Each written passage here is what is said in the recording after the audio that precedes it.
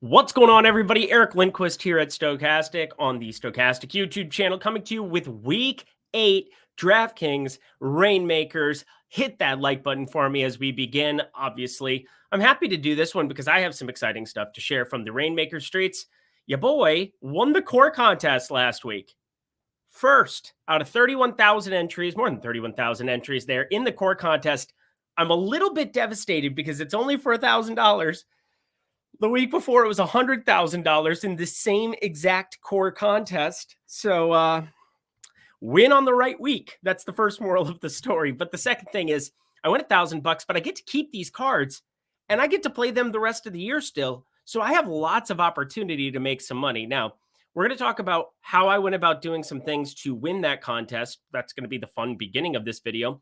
Then we're going to break down who I believe the best quarterback, running back, wide receiver buys are for this week. Again, wide receiver, tight end clumped in together. And well, we're going to begin by recapping this W because obviously I'm happy about it. It doesn't suck to win $1,000 and to win the core contest.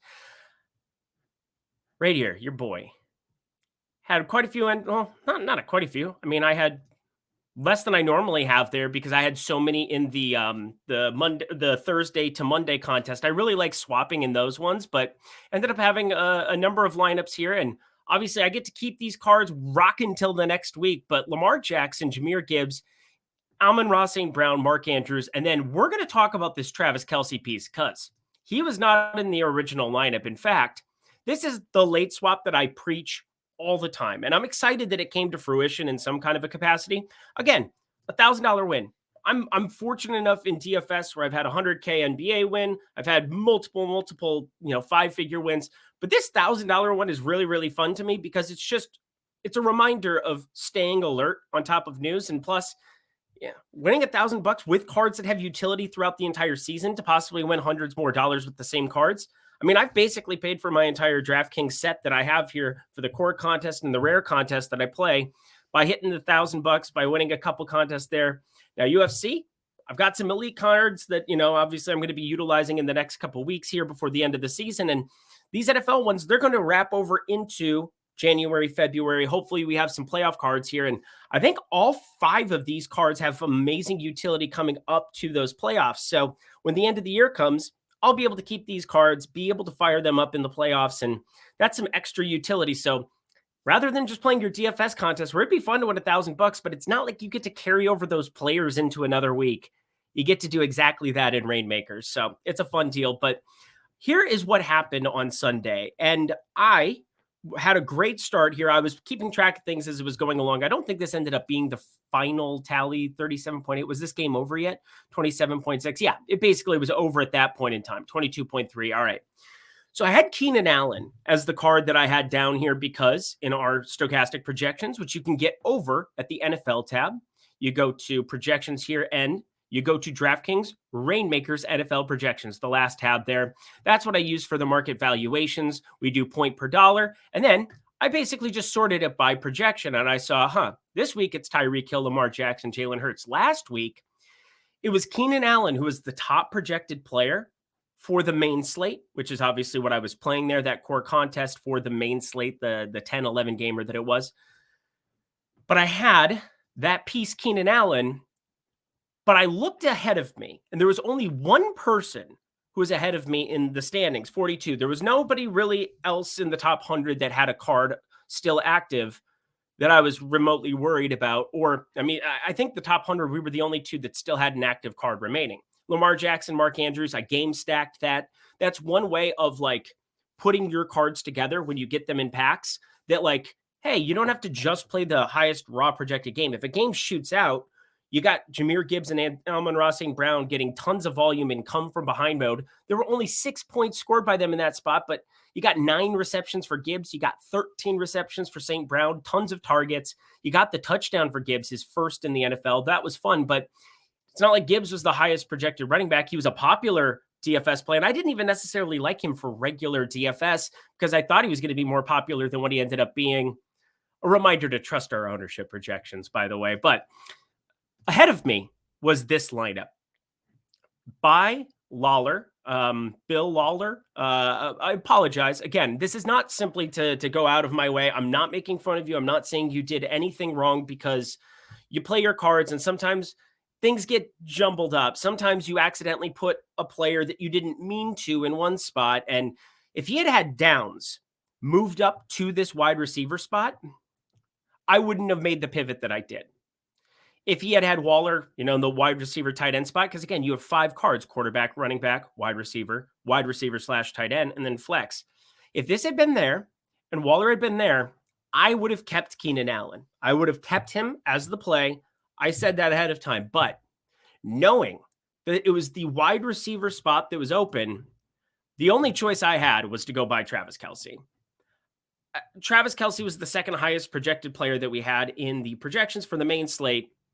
And it was a no-brainer, because this card that he had was impossible to beat Travis Kelce. Now, some people have played DFS for a long time. I'm sure you could have come to the same conclusion. It's not like I did anything special, but again, it's a reminder to, one, focus on late swap a lot in your process, even if it's NBA, NFL, doesn't matter what it is. It's an advantage because not enough people do it. 2, just always double check your lineups, because I got busy throughout the day and, I had a lot invested in the main DFS slate. And so I didn't necessarily think I was going to go back and look at my Reignmakers cards right away. But I realized that I had this lineup, and Gibbs and Amon-Ra St. Brown just went nuts in garbage time there in the fourth quarter. And a lineup that was kind of like middling ended up moving up to the top. And I realized it was probably a decent spot to focus in on my Reignmakers cards and make sure I was set to go. But this move to Kelce resulted in the absolute nuke that he put up in front of his girlfriend. And we all know by now what's going on there. But Travis Kelce, 38.9, absolutely had to have him. So that's my recap of what I did in the core contest. Again, the main slate.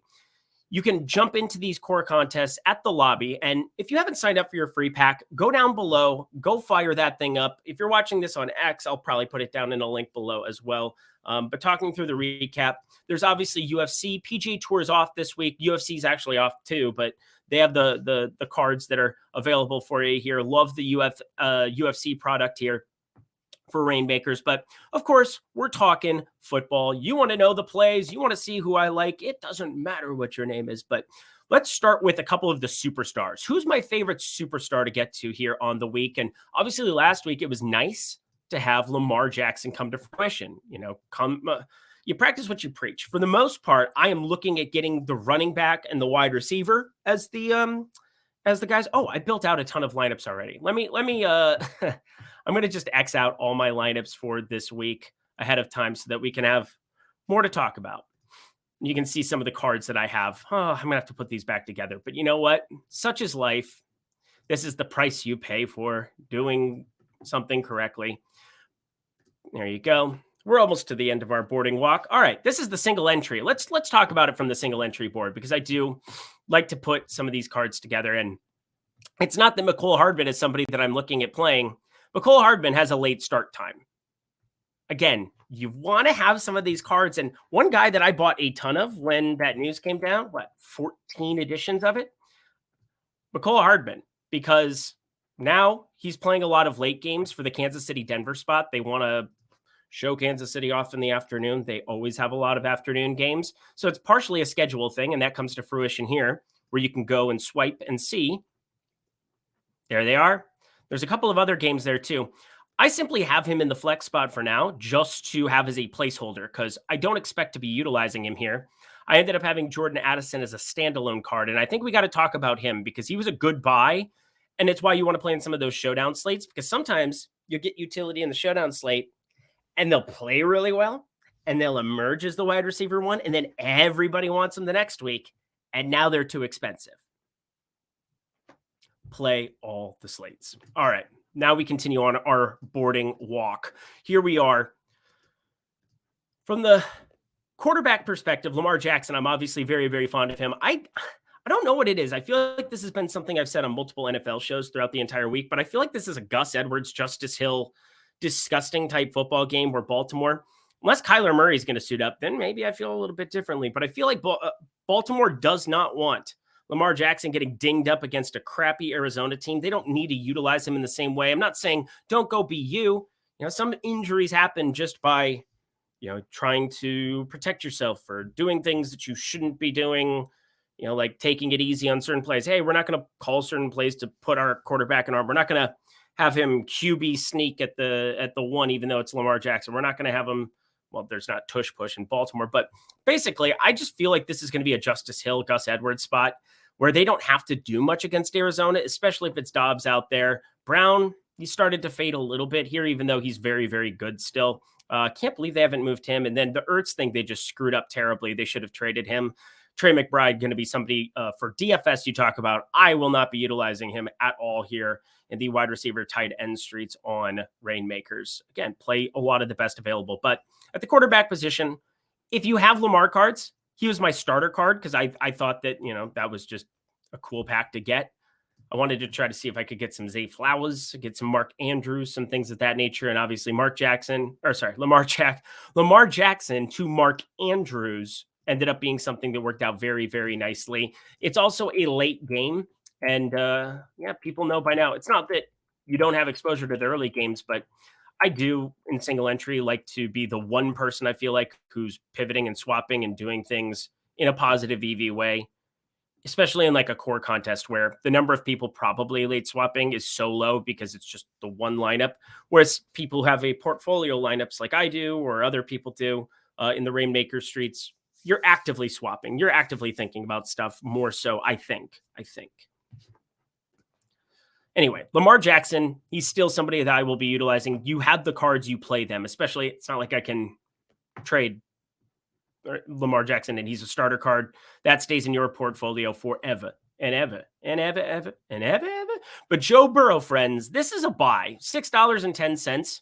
Have you seen some of the production against San Francisco? San Francisco, let's go to like the core DFS stuff here and don't mind the NBA lineups and crap like that. But if we look at a couple of these performances recently and this is a fun box score deal. Love looking at box scores and seeing how this works. But San Francisco, game log. Minnesota just hung up 378 on him. Arizona hung up 257 through the air on him. Rams, 297. These are some bigger allotments than you would expect for a 49ers defense that's really good. Creates turnovers, does the things that you want to there, but they've been giving up some yardage, 452, 362, 386, and it's some teams in come from behind mode. The Rams, they were trailing pretty much that entire game. Arizona, they were trailing that entire game, but those are still some gaudy numbers. Even the 334 against Cleveland, it was raining and it was PJ Walker. So let's keep that in mind. I think Joe Burrow's in an awesome spot here. Another week off. Like that cannot be emphasized enough here. That calf, as things go along, it was so nice for them to get the bye in week 7, just to kind of recoup him. And he had started to play a lot better. He obviously had the nuke alongside Jamar Chase there in Arizona. I love buying him right now at $6.10. There are so many times that you could double him up. And now with T. Higgins back in the fray, we got Jamar Chase, who obviously is a buy at $6.59.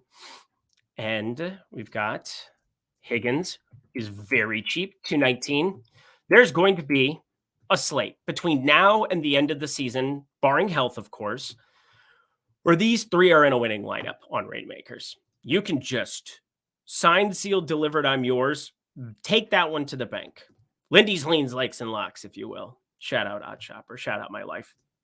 But Joe Burrow, T. Higgins, Jamar Chase. If you do that, keep in mind, you can't play Christian McCaffrey because you can't have two superstars in the same lineup. So you are omitting him there. And I'm not sure I want to go McCaffrey absent Jamar Chase at any point yet. Like, it's not uncalled. Like, T. Higgins hasn't done it this year. That was a pretty decent outing. Oh, yeah, he did do it that week. Holy shit. Yeah, he did do it this year, but he hasn't done it the last 3 weeks. And people, what have you done for me lately, T. Higgins? Well, he got dinged up. Didn't play week 5. Week 6 comes out. There you are. But I'm looking at McCaffrey being an independent play on this slate, 1292, because, well, wasn't really hurt, and he's the most expensive card outside of Tyreek Hill, who we would definitely discuss. But I love this trifecta, and the guy you have to have on the comeback is Brandon Ayuk, who you can see I already bought a card of, because Brandon Ayuk is actually second in the entire NFL in the percentage of a team's air yards. Just insane volume here going up there for him. And I was pulling it up on PFF just in terms of like what these matchups are. I don't look at quarterback matchups, but I do try to see, where are there opportunities? Oh, this is Kansas City, and wrong football game. We'll get to this one, though. Trust me, Kansas City, I have some things to say. 46.5 total. We got to find some Denver pieces, I think, this slate. They are so cheap. We want to take shots. And with the trade deadline coming up here, 2 plays that are going to definitely be incorporated here. One at running back, big time. But we are finishing out quarterback here. Cincinnati and San Francisco, 43.5 total. It's not a huge total by any means. And with every team in action here, no bye week for anybody on today's slate. Even though you have a defense that's ranked first in that metric, again, there are these come from behind games, and there are some big outings that they have given, because this is going to be a lot of Jamar Chase. And they have Ward out there on Higgins. He's going to play on your outside receiver, and we should probably get Tyler Boyd out of the slot sooner rather than later. And Mixon is going to be popular in regular DFS because he's cheap. But for Reignmakers purposes, I'm keying in on Jamar Chase here. Can play on the outside, can play in the slot, can do everything. He's going to get targeted ad nauseum. I want Burrow, I want Higgins, I want all of them together. And then Ayuk on the other side. He's got an awesome situation. No Deebo Samuel. Yeah, you still have Kittle, who's awesome. You still have McCaffrey, who's beyond incredible. But Brandon Ayuk, the second-ranked wide receiver there, want to throw him in as somebody that you should have exposure to. Again, hopefully you bought some of these cards leading into the showdown, because Minnesota, San Francisco, if you got Ayuk and you got Jordan and Addison, you got yourself a really good buy. All right. Let's do this. Next up, quarterback position. CJ Stroud is up to 750. That Carolina card, I mean, he is getting steamed up pretty big this week. And I think that that's fine. I think that's all well and good. Gardner Minshew. I think this is going to be another stack that I'm just starting to incorporate. This is like becoming the how am I putting together lineups page. But Jonathan Taylor, I got a couple of his cards when he was like $1.50. I believe now that he's seeing at least like not the lion's share, but he's seeing more opportunity than the other guy on the other side, Zach Moss. And Moss is expensive in his own right, $555. Still, that's starting to come down, but he doesn't carry the superstar tag, whereas Jonathan Taylor does. Again, you can only play one of those in a lineup. And so Jonathan Taylor, along with Michael Pittman, when you have a guy like Gardner Minshew who is going to air it out, he's going to air it out. And you know that Anthony Richardson isn't going to absorb some of the fantasy goodness with his legs because he's out for the season. Hopefully he gets well. He was really fun to watch. But it is so much easier for me to put together doubles with Gardner Minshew in some capacity, especially in Reignmakers like this. And New Orleans, they showed some blemishes against Jacksonville. I talked about it before. I mean, Marshawn Lattimore, he has not been the same Marshawn Lattimore, and I think PFF did a good job of encapsulating that earlier in the week for me as I was going through my process. You have 6th in terms of defense. So San Francisco first, New Orleans 6th. Eric, why are we targeting these guys? Well, because DFS is a little bit different than real life from time to time, but real life is Marshawn Lattimore has been just like a barely better than average cover right there. He's better, obviously, in coverage, and he can be your de facto guy, but he's kind of starting to fade a little bit. I don't know. 2017, he's been in the league for a while. He came out of the gate hot. 2021 had a nice bounce back season after a bad 2020. A lot of people had a bad 2020 in life and in football, but we'll say that Marshawn Lattimore against Pierce or Downs or something, I don't think that he's necessarily going to be the guy that they utilize against Pittman.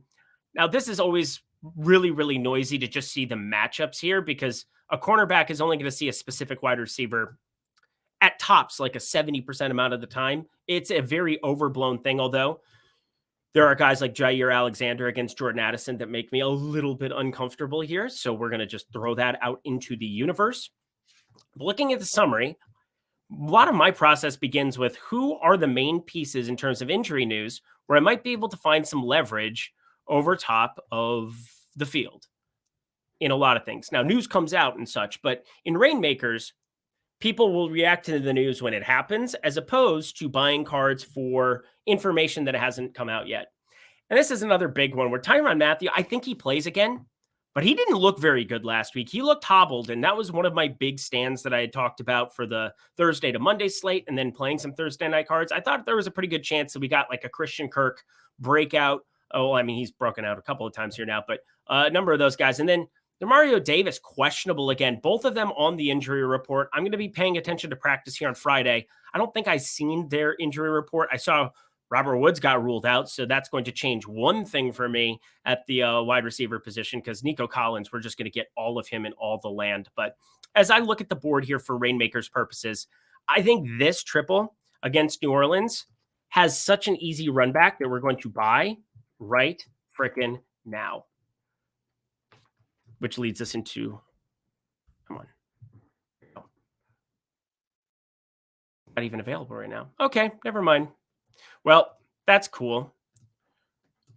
No Alvin Kamara here for the moment.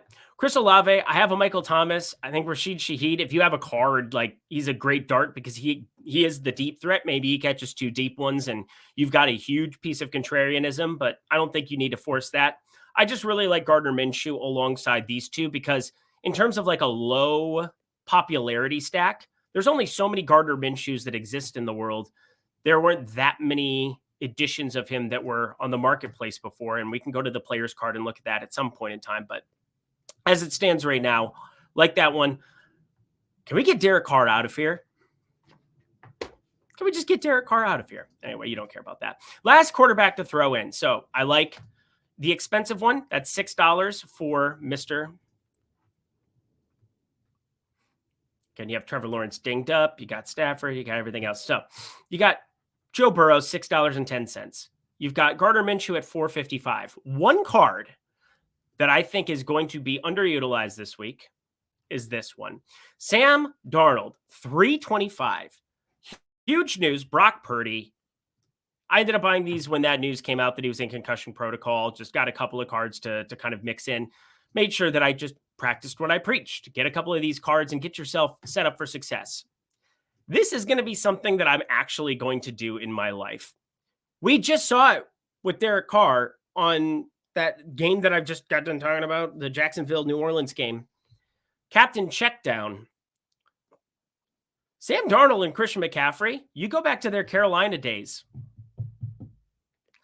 I don't know. Sam Darnold wasn't really good, but this is a much better offense, and it is revolved around McCaffrey, especially when you're not going to have Deebo Samuel out there. It's just one more skill position player that has to have targets that are diluted to other guys. And Ray McLeod, Jawan Jennings, Raji Bell just for like a couple of snaps. Those aren't going to be guys that I'm as worried about. But it's a Christian McCaffrey season here. And I think even if it's just for a week, $3.25, I think that's a little bit cheap for this opportunity. And then you've got the insurance policy for the rest of the season on a Brock Purdy. Again, it kind of needs to hit this week because I don't expect Sam Darnold to have a whole lot of utility. He can be somebody that you just have as a quarterback to swap in, swap out for late swap purposes. I like these West Coast backup quarterbacks. I know that's a weird thing to say, but here's why.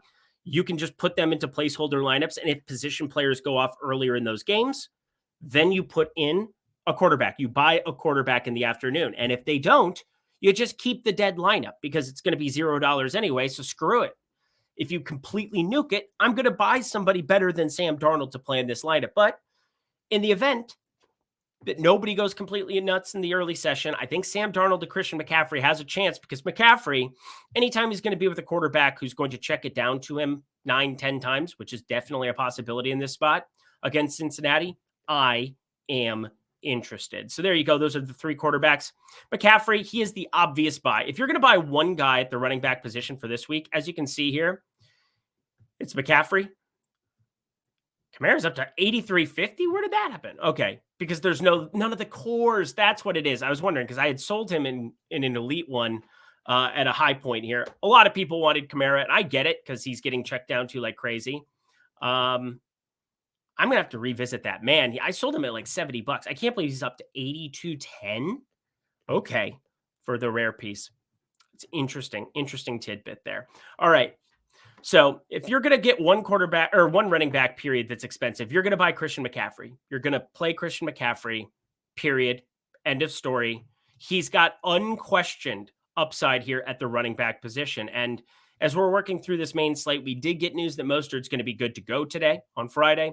We got a lot of news here revolving some other pieces, but Saquon Barkley going up against the Jets, $3.90 is cheap, but it's cheap for a reason. You're giving up the superstar spot on a guy going up against the Jets defense. And in regular DFS, can he be a great contrarian piece? Sure. But even at $3.90, which seems really, really cheap, I am nervous that you're going to miss out on some super ceilings on a 13-game slate. Tyreek Hill, Jamar Chase, Cooper Kupp, CeeDee Lamb, all of them I prefer over getting to like a Saquon Barkley and utilizing that.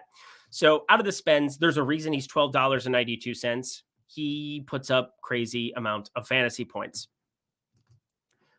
If you're going to go a little bit cheaper, again, $12.92 is expensive. I'm not going to say that that isn't for the cores. And then for the rares, let me double check what his rare was at the moment, because I think it was up around $100 last time I looked. Come on now. There we go. 41.50. Oh, we're going to have to get one of those quick. There's no way. All right. Must have been from the Monday night deal. It's whatever. I need that for the portfolio. Okay. For the rest of the running back position, we have Kenneth Walker going up against Cleveland. Cleveland's defense. This is not necessarily a Kenneth Walker week for me, but it is absolutely a Tony Pollard week for me. $6.49. It's half the price of a of a Christian McCaffrey right now without the superstar spot. And he is getting all the usage in all the land. It has been bad on the Cowboys defensive side of things. They have been brutality. It's been really frustrating to watch, but you're getting the carries.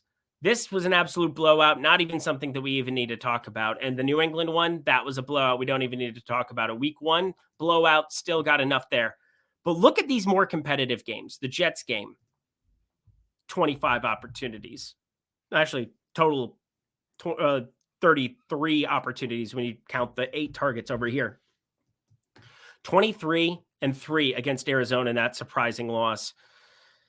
This is an outlier. Weird to look at. 22 opportunities there going up against the Chargers. And now he gets a Rams defense that, yes, Aaron Donald is very good at football.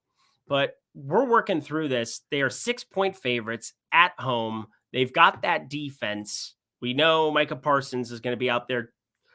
Rams offensive line's been much, much, much better. But Tony Pollard, you get this healthy left side with the Smith, the law firm of Smith & Smith. This is fun to have them potentially back. Now, you got to pay attention to this news. You got to pay attention to it just simply for like, I don't know. I want them both in here if I'm going to play them in my best lineups. It doesn't mean that once you buy Tony Pollard, you're not going to utilize him anyway. But I mean, that is just such a gigantic piece for them to get back because these guys, when healthy, you can run this way all day. Get the shit away from Aaron Donald. Get over here. Even though Aaron Donald, we all know what he does. He does pass rush a little bit better than that. So throwing it out there. Not that this is bad. He's 16th out of 133 in run defense, but he's the best pass rusher on planet Earth. Look at this. This is the dumbest PFF chart I've ever seen. I'm going to have to screenshot that for later. I just LOL. All right. Last running back to talk about, and then we're going to get ourselves going. Aaron Jones. He's off the injury report. He's $2.35. And Green Bay, they've been brutality. But Jordan Love, some of these other pieces, they got to start picking it up here. I got a couple of these Aaron Jones cards. I think he's an awesome buy for this week at $2.35. This only has room to go up. This is the floor. You are buying at the floor of Aaron Jones. You just are. The last couple of weeks, you have seen A.J. Dillon play a little bit better and kind of involved in the passing game at times, but In no way, shape, or form has it been, quote, good. And the loss to Denver, that is bad. Not great usage.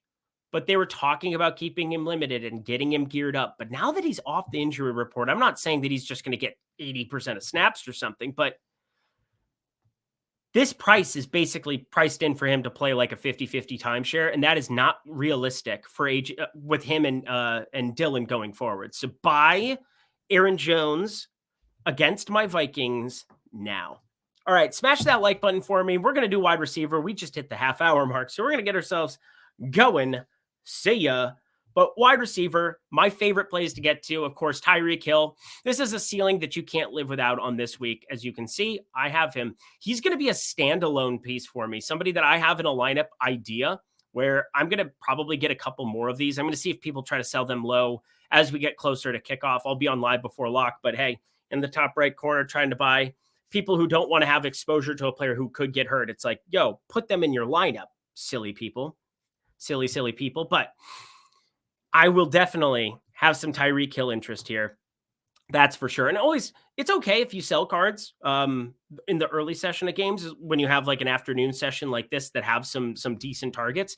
If somebody buys them, you just simply put another card in and replace it. So again, I'm not saying you can't sell those, but I'm going to try to swoop in and buy some Tyreek Hills around the $10 mark. That's kind of where I'm pricing him in at. You can see in our projections, Tyreek Hill, the highest projected player here, and still point per dollar, carrying a pretty decent tag there. So I gotta say, the rares are a little bit more expensive. You can see, interesting. Stephon Diggs, Jalen Hurts. Oh yeah. So the Diggs card, I've said it multiple times. He's like the most powerful card in the game just because of that role he has with Buffalo. Even yesterday, I think I made some mistakes by playing him in some showdown stuff where I should have just had it in the Thursday to Monday. He only put up 17, so it's not apocalyptic. You got a better outing out of Godwin, and I do have a Baker Mayfield, Rashad White, Godwin lineup to figure out what I want to do with. But A.J. Brown, if you're going to buy an expensive guy, again, Tyreek Hill has the ceiling, but he's now put up, 5 consecutive 125-plus games? This is just absurd. Absolutely absurd volume. And on the other side of things, my mid-range buy is going to be Devonta Smith. It doesn't even sound like mid-range when you say $2.98, but this, my friends, not a bad serial number here either. Thank you, guys. $2.98 here for Devonta Smith. We're going to fire him up. This Washington Commanders team just gives up all of the yardage in all of the land to wide receivers. Big play after big play. And A.J. Brown, that's going to be a piece here. And obviously, if you go to Hurts, you can put together Hurts, $10.74. I'm probably, somebody just put $9.50 up there. I love when it adjusts like this and you can just, now my analysis changes. I kind of have like a $10 set cap at this point in time. We're almost halfway through the season. I don't want to buy too many cards at this point if I didn't already have them in the portfolio, but Hurts with Brown or Hurts with just Devonta Smith is such an interesting buy here at $2.98. So interesting to me. I'm probably going to sell Adam Thielen. I'm not going to lie. It just feels like new offensive coordinator here. But other mid-range buy, I talked about it earlier for you. Nico Collins, he needs to be on your radar here now. We just got word. Do they have it updated here? No. Robert Woods, you can see the Q tag next to him. He is officially out for Sunday. That gives me a lot of interest in Nico Collins. And Tank Dell's at $2.10. I don't completely hate the double with him and CJ Stroud. So that's something to consider. I really like that. Again, I'm looking at strong doubles, strong correlation, because it's so hard to get different if you're just playing the highest projected cards going across, because somebody else is going to be doing it too. I really prefer having the correlation going for that super ceiling, just like you would in a regular DFS format. Worked last week, obviously, with Baltimore, Detroit. Hopefully it works again this week in some capacity. Again, a game I didn't even really like for regular DFS purposes, but clump the games together. It's a good way to do things. Last cheapie that we're going to throw into the mix. Hopefully you listened to me about Deontay Johnson. He looked really, really good. First game back, 6 for 5. Really, I mean, his ADOT was out of control too, and 39-yard catch obviously got him there, and he was secure with the football. That's always something I think Steelers fans like to see. But sub $2 here for George Kittle. Similar to last week where Travis Kelce was going absolutely berserk. And I think Lofty kind of put me onto this Thursday during the ownership show that we did together, talking through the regular DFS slate on DraftKings. George Kittle, if it's Sam Darnold, if it's Brock Purdy, again, Brock Purdy, very unlikely, I think, to come off of concussion protocol here. But George Kittle, $1.99. He's that guy that at the wide receiver tight end spot, people don't like the tight ends, but without Deebo Samuel, there's just so many more targets for the main dudes, Brandon Ayuk, for guys of that nature to go for. And I just think it makes all the sense in all the land to find ways to get different here in Reignmakers. And Kittle has the kind of ceiling. We saw it, right? Well, I mean, he didn't have the ceiling there. Saw it right here. 27.7 against Dallas in week 5. I think you got to have some interest there at sub $2 in a way to get different. Again, a lot of people go wide receiver, wide receiver, wide receiver, as they should. But last week, Kittle, I mean, he almost doesn't count because it's Travis Kelce. He's like on a planet of his own.